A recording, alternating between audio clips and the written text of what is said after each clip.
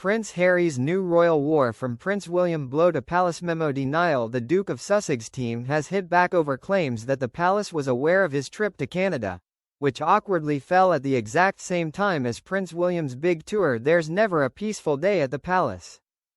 When Prince Harry reunited with his cancer-stricken father for the first time in 19 months, a fresh glimmer of hope broke through. Could this secret afternoon tea meet-up mean peace was finally on the horizon? Now the fragile progress that the Sussex camp made with the palace at a secret peace summit over the summer seems to be in tatters, with both sides briefing against each other once more, bringing the late Queen's famous recollections Maybury statement back to the fore. 2 weeks ago, Prince William was moments from touching down in Brazil for his biggest solo job yet as future king.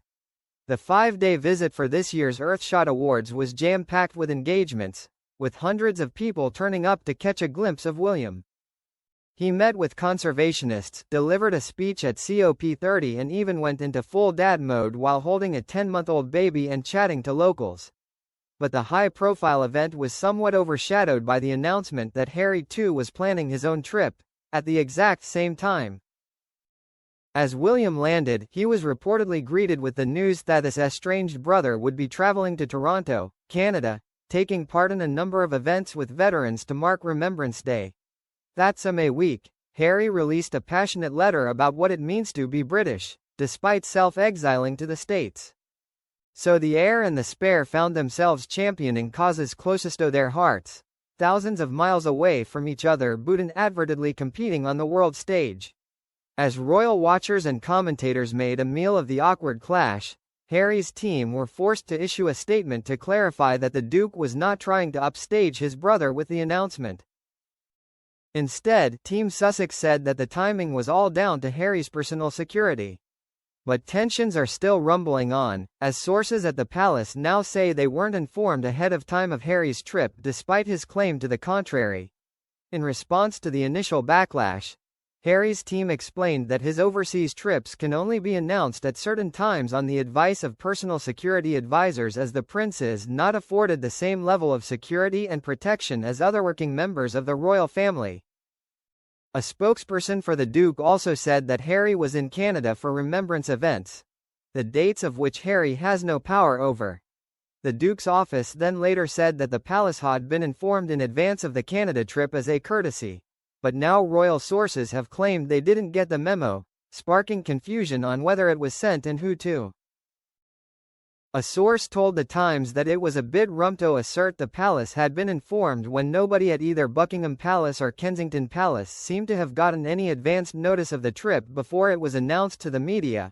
It remains unclear who was told of Harry's visit, but the Mirror has contacted his team for clarity. That weekend, as Princess Kate and Prince George joined the King and Queen at the poignant Festival of Remembrance in London to honor the sacrifices of our armed forces, Harry was out partying the night away with Meghan at Kris Jenner's James Bond-themed birthday party. Photos of the Sussexes emerged on Remembrance Sunday morning, with Harry wearing a posh black tuxedo and poppy. But the behind-the-scenes snaps vanished as quickly as they had been posted, with Kim Kardashian mysteriously removing photos of Harry and Meghan inside the event from her socials. Speculation ran wild, but then it was claimed that Meghan and Harry did not agree that pictures of them taken inside the bash could be publicly shared, according to People, the couple's favored U.S. publication. The magazine claimed the couple allegedly opted for no option on a photo consent form, which resulted in the images being removed from Kris and Kim's social media pages. However, a source close to the event has since refuted the claim, telling the Daily Mail there were no consent forms, leading to renewed confusion as to why the photos vanished. That same week, the Duke of Sussex raised eyebrows with an essay titled The Bond, the Banter, the Bravery, What It Means to Be British, by Prince Harry. Reflecting on remembrance and the war fallen in the letter, he also recalled how the banter of the mess, the clubhouse, the pub, the stands are the very things that make us British. But behind the romanticism, one communications specialist suggested that the essay contained several clues about his future plans. Judy James drew attention to one paragraph in particular written by Harry, which reads, Though currently, I may live in the United States, Britain is, and always will be, the country I proudly served and fought for. The banter of the mess, the clubhouse, the pub, the stands, ridiculous as it sounds, these are the things that make us British. I make no apology for it. I love it, she told the Mirror. Though currently, I may live in the United States, fascinating line though, both for its wording and its use of punctuation. Though I now live in the United States would be a statement of non-negotiable fact. But Harry adds currently and may to make it sound less fixed and solid. The use of the word currently sounds negotiable, appearing to hint at a return to the UK.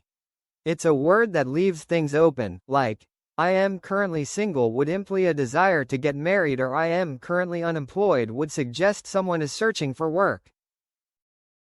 Judy continued, it sounds like a teaser in terms of our return to the UK. Harry's choice of wording hints that he's not only possibly homesick but that a return of some sort might be on the horizon. Meanwhile, royal expert Jenny Bond says William's new candid approach to interviews helps him seem a lot more relatable. During his time in Brazil, the prince did an interview with Brazilian TV host Luciano Huck, who hosted the Earthshot Prize Awards, as he spoke openly about his home life. William discussed how he and Princess Kate are stuck in a difficult position as they contemplate letting their eldest child, Prince George, have a mobile phone, while also opening up about how he and Kate decided to be open and honest with their 3 children about their mother's cancer battle last year. And according to Jenny, these candid chats about personal matters are a sign of changing tides for the royal family. She told the Mirror, when I was the BBC's royal correspondent, it was a dream to get a proper interview with any member of the royal family. And it remained just a dream. Charles and Diana did, in the end, do sit-down interviews, though not with me. Both were disasters. So I can quite understand that William is choosing to do things in a different way. And I think it's working. A formal sit-down interview is inevitably rather stiff and staged. William has found a way of allowing us to know some of his most personal thoughts and feelings in a very natural and rather charming way. And his words are reaching a multi-generational and far broader audience than if he did a formal interview with mainstream media. So, even though I'd find it extremely annoying if I were still the royal correspondent for one of the main TV stations, I think William has hit on an excellent strategy. It comes after Harry and Meghan appeared to hint at a major upcoming overseas trip. The Duke and Duchess seemingly revealed their potential travel plans to celebrity astrologer Angela Pearl, who they met in New York City at an event, as they shared they are looking to visit Australia again soon. In a letter written on October 24, a letter apparently written by the couple to Ms. Pearl read, "We want to thank you for joining us.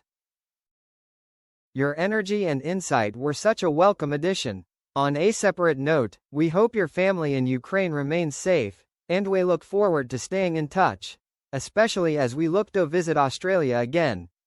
The celebrity astrologer hails from Ukraine, but has long resided in Australia's Gold Coast in the state of Queensland. While the trip down under has not been officially confirmed, rumors have started to swirl that Harry and Meghan will travel to Australia, where they went on their first royal tour as a married couple in 2018. The trip 7 years ago coincided with the announcement that Meghan was pregnant with their first child, Archie.